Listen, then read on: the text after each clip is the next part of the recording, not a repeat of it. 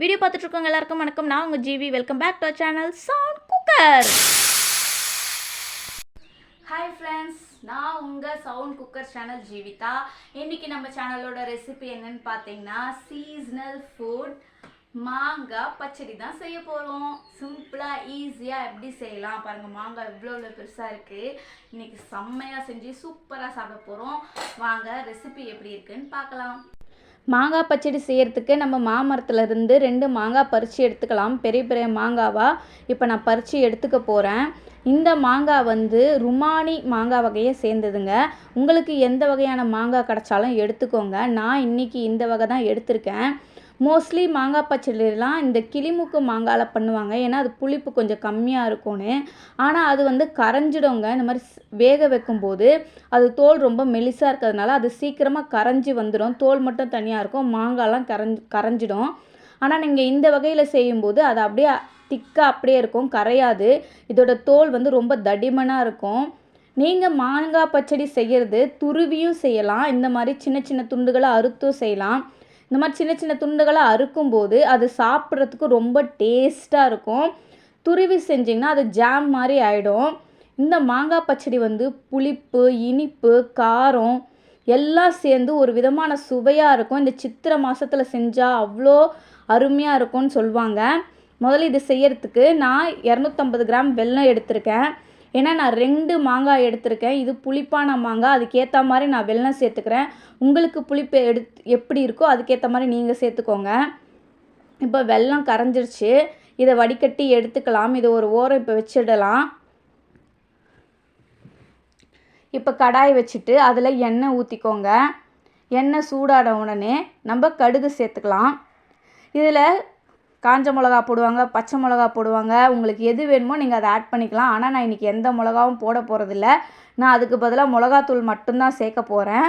அதனால் நான் வெறும் கடுகு மட்டும் சேர்த்துக்கிறேன். இப்போ நம்ம அரிஞ்சு வச்சுருக்க மாங்காவை இதில் சேர்த்துக்கலாம்.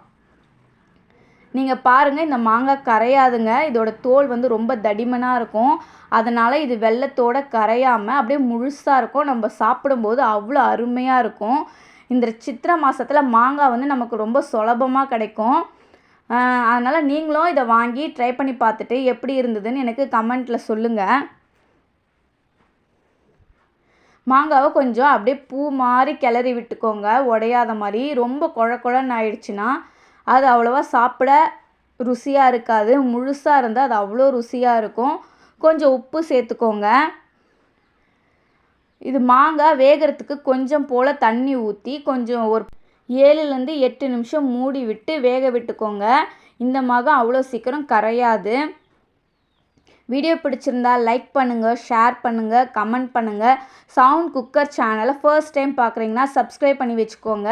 உங்களுக்கு பிடிக்கும்னு நாங்கள் ரொம்ப கஷ்டப்பட்டு ட்ரை பண்ணுறோம். நீங்கள் ஒரு லைக் மட்டும் பண்ணிவிடுங்க, நாங்கள் ரொம்ப சந்தோஷப்படுவோம். அவ்வளோதான், பார்த்தீங்களா? மாங்காய் முழுசாகவே இருக்குது. ஆனால் 3/4 பதம் வெந்துடுச்சுங்க. 3/4 பதம் வெந்தால் போதும். ஏன்னா இதோட மிளகாத்தூள் சேர்க்கணும், வெல்லம் சேர்க்கணும். அதோட அது முழுசாக வேகிறதுக்கான நேரம் சரியாக இருக்கும். இப்போது இந்த மாங்காவோட நம்ம ஒரு 1/2 ஸ்பூன் மஞ்சத்தூள் சேர்த்துக்கலாம். நான் 2 ஸ்பூன் மிளகாத்தூள் சேர்த்துக்கிறேன். காரம் ரொம்ப சேர்த்திங்கன்னா அது இனிப்பு தெரியாமல் ஆக்கிடும். அதனால் 2 ஸ்பூன் மட்டும் போதும் மிளகாத்தூள். இதை நல்லா கிளறி கொடுத்துக்கோங்க. மிளகாத்தூள் சேர்த்தோன்னே அந்த மாங்காய் முழு பதத்துக்கு வெந்துடும். நீங்கள் இந்த பச்சடி ட்ரை பண்ணி பாருங்கள். ஒரு 4 நாளைக்கு வெளியே இருந்தாலும் கெட்டு போகாதுங்க. நீங்கள் நல்லா டைட்டாக ஸ்டோர் பண்ணி ஃப்ரிட்ஜில் வச்சிங்கன்னா 10லேருந்து 15 நாள் வரைக்கும் கெட்டே போகாது. இது தயிர் சாதத்துக்கு எல்லாத்துக்கும் தொட்டுட்டு சாப்பிடலாம். இப்போ நம்ம வடித்து வச்சுருக்க வெல்லத்தை இதில் சேர்த்துக்கலாம்.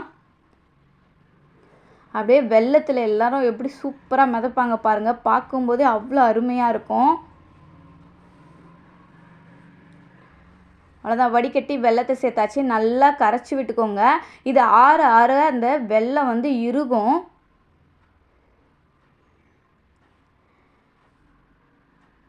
மாங்காவை வந்து சித்திரை கனின்னு சொல்லுவாங்க. நீங்கள் இதை ட்ரை பண்ணி பாருங்கள். மாங்காய் வந்து எதனால் ஸ்பெஷல் அப்படின்னு சொல்லிட்டு ஈஸியாக சொல்லிடலாம். எந்த சுவைனாலும் அதை அடிச்சுக்காதுங்க. இந்த புளிப்பு, காரம், இனிப்பு இதெல்லாம் சேர்த்து அப்படியே சாப்பிடும்போது வாயில் கரையுங்க அந்த மாங்காய். அவ்வளோ டேஸ்ட்டாக இருக்கும். பாருங்கள் எவ்வளோ கொதிச்சு வந்துருச்சு. கண்டிப்பாக நீங்கள் வீட்டில் ட்ரை பண்ணி பாருங்கள். தயிர் சாதம், சாம்பார் சாதம், முக்கியமாக இதை நீங்கள் துருவி செஞ்சிங்கன்னா சப்பாத்தி, பிரெட் இது கூடலாம் ஜாமாக வச்சு சாப்பிட்லாங்க. கடையிலேருந்து ஜாம் வாங்க வேண்டிய அவசியமே கிடையாது. நான் ஒரு நாள் கண்டிப்பாக அதே மாதிரி ரெசிபி அப்லோட் பண்ணுறேன். நீங்கள் உங்கள் வீட்டில் ட்ரை பண்ணி பாருங்கள். எப்படி இருந்ததுன்னு எனக்கு கமெண்ட்டில் சொல்லுங்கள். அந்த முழுசாக அந்த மாங்காய் அந்த வெல்லத்தோடு கரைஞ்சி அந்த தோலோடு அப்படியே நம்ம எடுத்து ஒரு வாய் கடிக்கும்போது இருக்கும் பாருங்கள், அவ்வளோ அருமையாக இருக்கும். அதுக்கு ஈடுனா எந்த காயுமே கிடையாது. பாருங்கள், நல்லா சுருண்டு வந்துருச்சு. வெல்லம் வந்து மாங்காவோடு நல்லா கலந்துருச்சு. அவ்வளோதான், நம்ம அடுப்பை ஆஃப் பண்ணிவிட்டு இதை இறக்கி வச்சிடலாம். இன்னும் வந்து வெல்லம் இறுகிடும். பாருங்கள், அவ்வளோதான். கம கம கமன்னு சுட சுட மாங்காய் பச்சடி ரெடி ஆகிடுச்சு. நீங்கள் இதை எதோடு வேணாலும், தயிர் சாதம், சாம்பார் சாதம் எதோடு வேணாலும் தொட்டு சாப்பிட்லாம். நான் இன்றைக்கி வெஜிடபிள் புலாவ் பண்ணியிருக்கேன். அதுக்கு மாங்காய் பச்சடி, சைடில் தயிர் பச்சடியும் வச்சுருக்கேங்க. என் பசங்க விரும்பி சாப்பிடுவாங்க. வாங்க சாப்பிடலாம். பாருங்கள், நான் அதே தான் திருப்பி திருப்பி சிறுவை அரிஞ்சு சாப்பிட சொல்லிகிட்டு இருக்கேன். அந்த நேரத்தில் வந்து ரெக்கார்ட் ஆகலை. என் பசங்களுக்கும் டைம் ஆகிடுச்சி. அதனால் காலைல சமைச்சு ஊட்டி விட்டுட்ருக்கேன். பசங்க விரும்பி சாப்பிடுவாங்க. நீங்கள் இந்த மாதிரி செஞ்சு கொடுத்தீங்கன்னா ஸ்நாக்ஸாக கூட இப்போ பசங்க சாப்பிடுவாங்க. நீங்கள் வீட்டில் ட்ரை பண்ணி பார்த்துட்டு எப்படி இருந்ததுன்னு எனக்கு கமெண்ட்டில் சொல்லுங்கள். சவுண்ட் குக்கர் சேனலை சப்ஸ்கிரைப் பண்ணி வச்சுக்கோங்க. இனியும் குக்கிங் அண்ட் vlogs வீடியோஸ் நிறைய உங்களுக்காக காத்துட்டே இருக்குது. வீட்டில் ட்ரை பண்ணி பார்த்துட்டு எப்படி இருந்ததுன்னு சொல்லுங்கள். அது வரைக்கும் பாய் பாய்.